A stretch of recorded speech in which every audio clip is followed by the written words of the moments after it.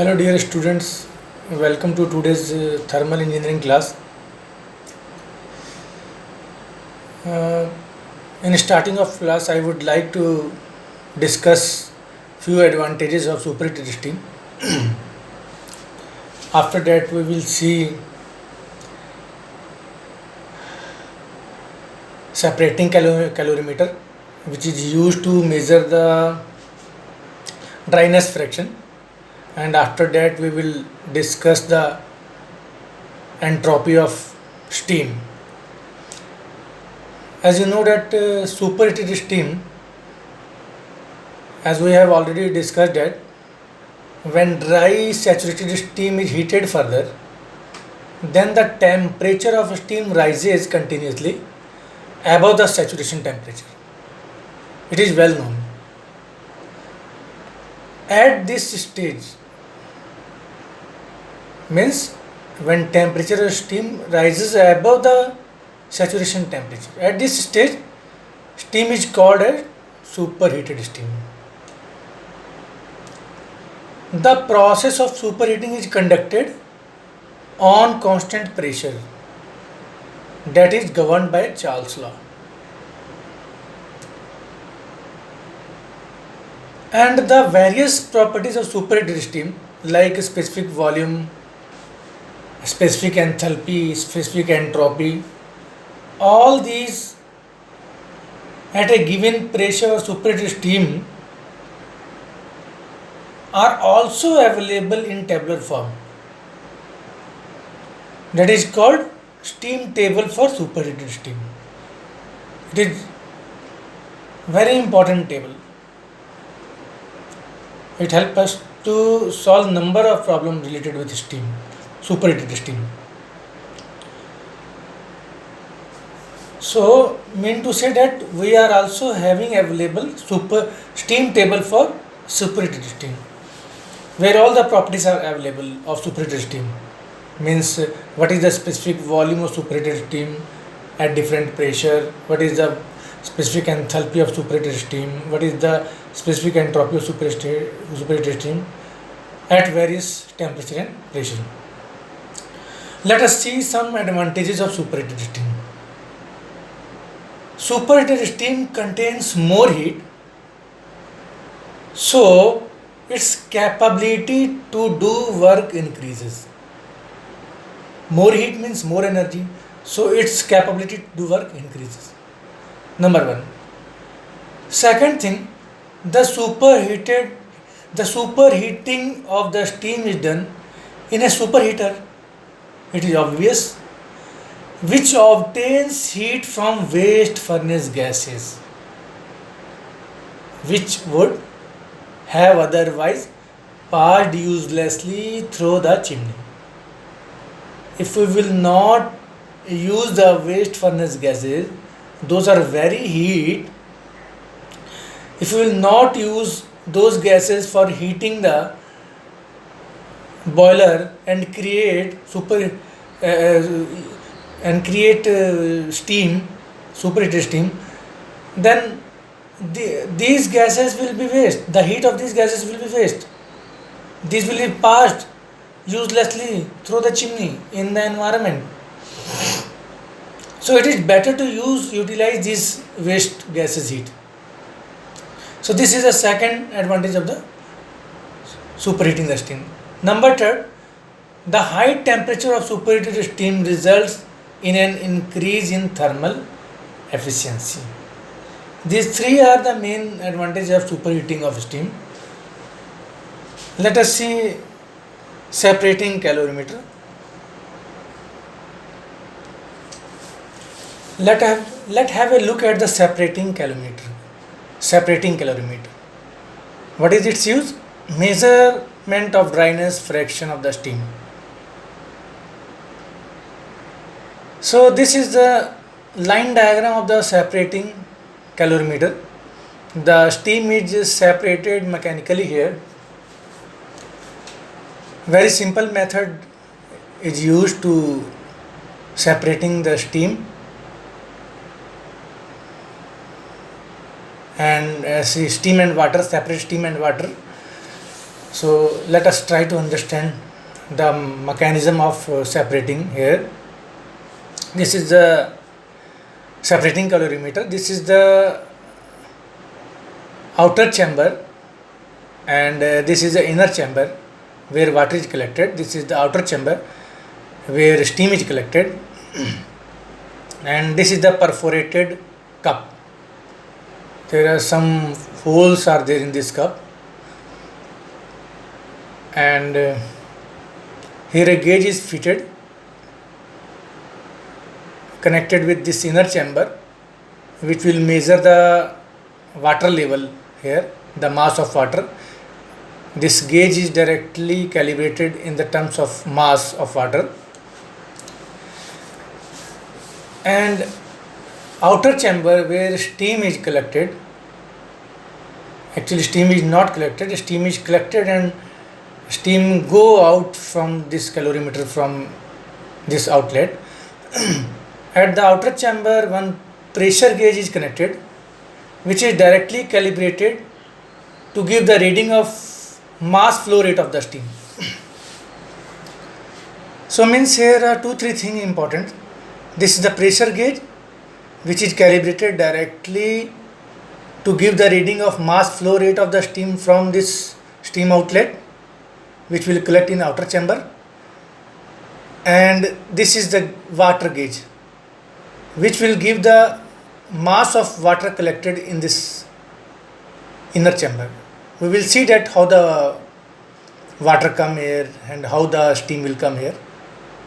Let's wait. Now this is the steam main. The steam will come from this main steam main.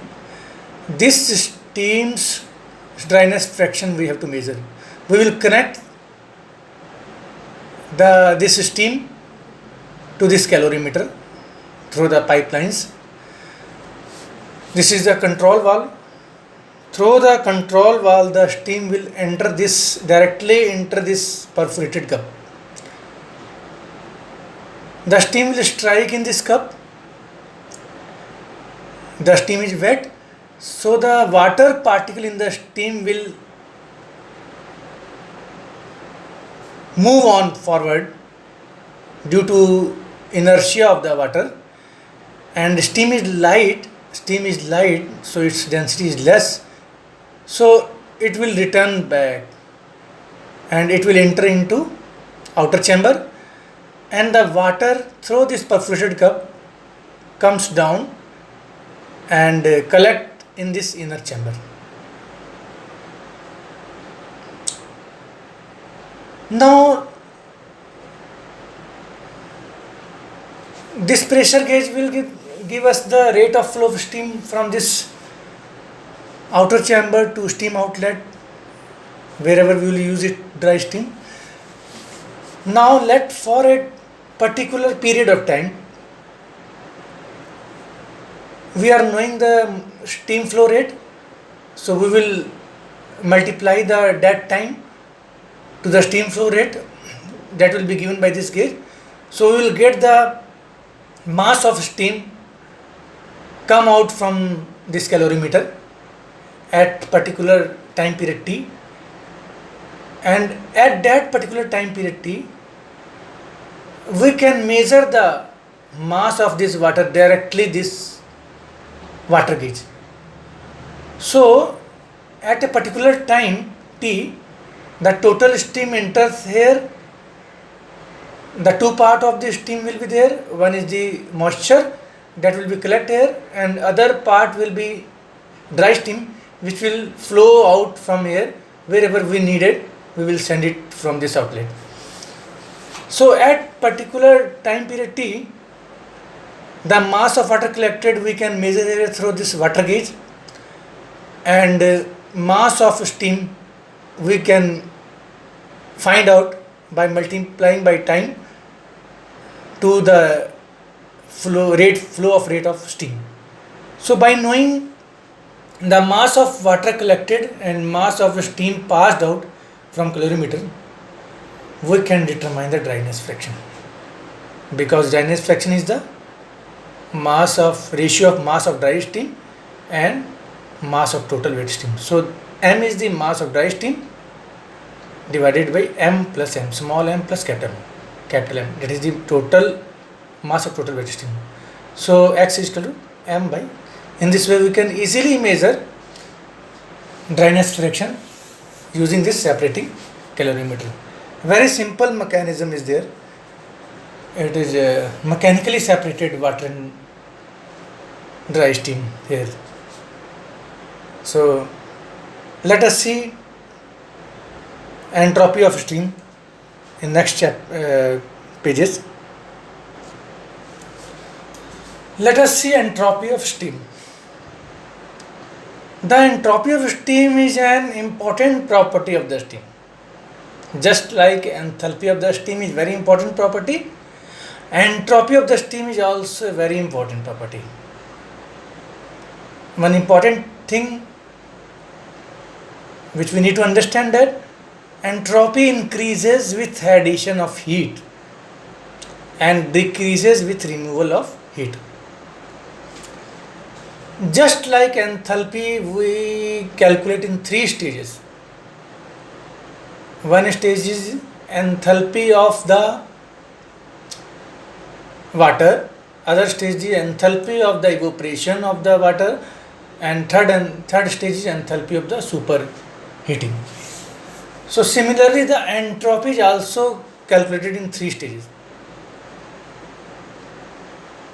The entropy of steam consists of, number 1, increase in entropy of water during heating from freezing point to boiling point. Stage number 2, increase in entropy during evaporation. Stage number 3, increase in entropy during superheating. Enthalpy itself we have calculated in these 3 stages. As the pressure effect on the quantity of enthalpy of the water and enthalpy of evaporation and enthalpy of the superheating, similarly entropy is also affected by pressure. Means at different pressure the entropy of water in different stages from freezing point to superheating are different, just like enthalpy. So this is the introduction of to the entropy. Let us try to understand that how we will calculate the entropy, how we will formulate the entropy at different stages. Number 1, entropy of water. We will calculate for 1 kg everything, and for how much mass we will have be given, we will convert it into by multiplying with 1 kg of entropy. So let us consider 1 kg water is being heated at constant pressure from freezing point, that is a 273 Kelvin, to the boiling temperature. One important thing is, which is noted to be here, that the entropy of water at 0 degrees Celsius, means at freezing point, is considered as 0. And after that, how much entropy added from 0 degree, that entropy is called the entropy at that stage of the water, at that stage of the vapor, at that stage of the superheated steam. So at 0 degree the entropy is considered as 0. So let water at T Kelvin at an instant, let Cw be the specific heat of water, then let there is a small change in the temperature of the 1 kg water, and let heat supplied be delta Q. Then it is well known that delta Q will be given by Cw dt. M is not here because we are taking 1 kg of water, so the formula will turn heat supplied for changing temperature dt will be dq is equal to Cw, that is specific heat, that is 4.2 kilojoule per kg. It is well known to us from class 9-10, and at this stages in thermal engineering also we have studied a lot about this. So delta Q is equal to Cw dt, and we can write Cw 4.2. So dq is equal to 4.2 dt. Let us divide by T on both sides. On dividing T on both sides, we get delta Q by T is equal to 4.2 dt by T, and delta Q by T is the change in entropy, as we know that dq by T is the change in entropy. So dES is equal to 4.2 dt by T. And we want the entropy of water. So the entropy of water will be calculated from 0 degree. So at 0 degree the enthalpy is entropy is 0. So lower limit of this ds will be 0, and upper limit will be saturation temperature, or whatever temperature below saturation temperature for which we want to calculate the entropy of the water. So the lower limit here will be 0, because we are calculating from 0 degree, and upper limit is S, which we want to know. So 4.2, here lower limit is 273 Kelvin, that is the 0 degree Celsius, but we will take in Kelvin here. So 273, upper limit is the temperature at which we want to know the entropy of the water. So this formula will be turned after integrating. S is equal to 4.2 that log T by 273. This is ln, means natural logarithm. It is a base E. Here base is taken E, and if we want to convert into base 10, then we will have to multiply this quantity with 2.3. So we can write this 4.2, and this we can write 2.3 log 10 to the base T by 273. So this log table is available to us 10 base. So we can easily find out value of this 10 base things. So we will convert it into natural logarithm into 10 to the base. So after converting it, we find the final formula for the entropy of water is equal to S is equal to 4.2 into 2.3 log T by 273, where 273 is the freezing point, and T the temperature of water. It may be maximum saturation temperature. If we will put here saturation temperature, then we will get the entropy of water. So in this way we can find out the entropy of water. Now again entropy will increase during evaporation, but temperature will not change. So as we know that when water evaporates, then at constant temperature, that is at saturation temperature T, the water absorbs latent heat of evaporation, that is known as HFG, as we have studied in enthalpy of the steam, various enthalpies of the steam. HFG is a latent heat of evaporation of the steam for 1 kg. So entropy of evaporation will be increased by that we can find out entropy is equal to heat change in heat supply by temperature. It is constant, so we need not any integration etc., because it is constant temperature and only heat is supplying here. So this HFG divided by that constant temperature, saturation temperature, this quantity gives us the entropy of the evaporation of the steam. Suppose dryness fraction, steam is wet and dryness fraction is X, then how much entropy will rise of the wet steam? That we will have to multiply by the dryness fraction to it. So X into HFG by T is equal to S into X into SFG. This is the SFG, you know. So in this way we can find out the entropy increase during the evaporation of the water.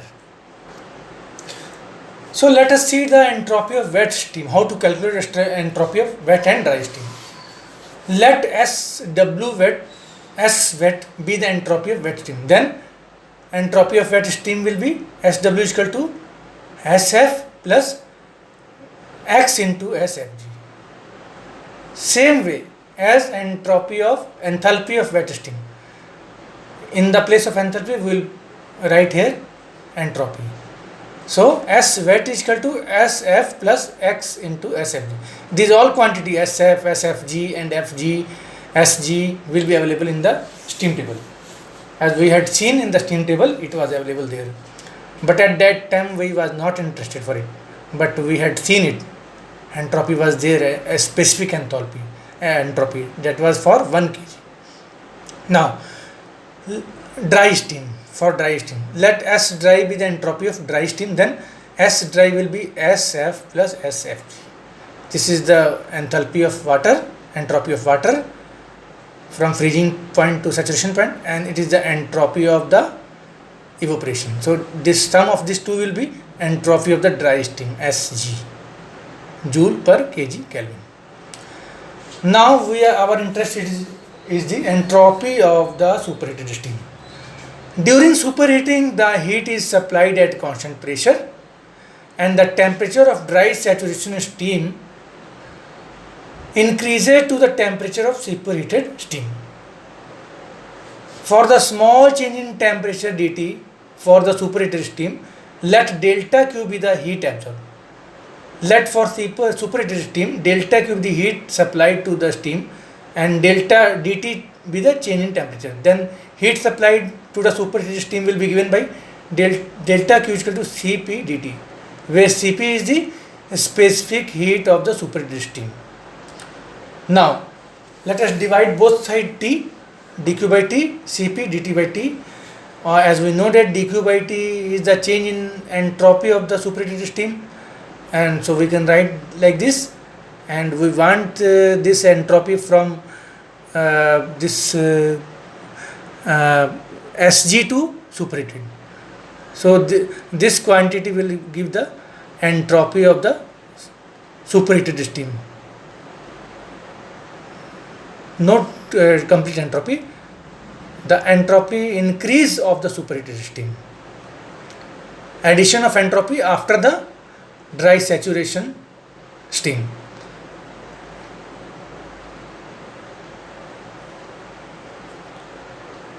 So the entropy of superheated steam will be SSUP minus Sg is equal to Cp natural logarithm ln T-SUP by T. This is the increase in entropy of superheated steam, not entropy of superheated steam.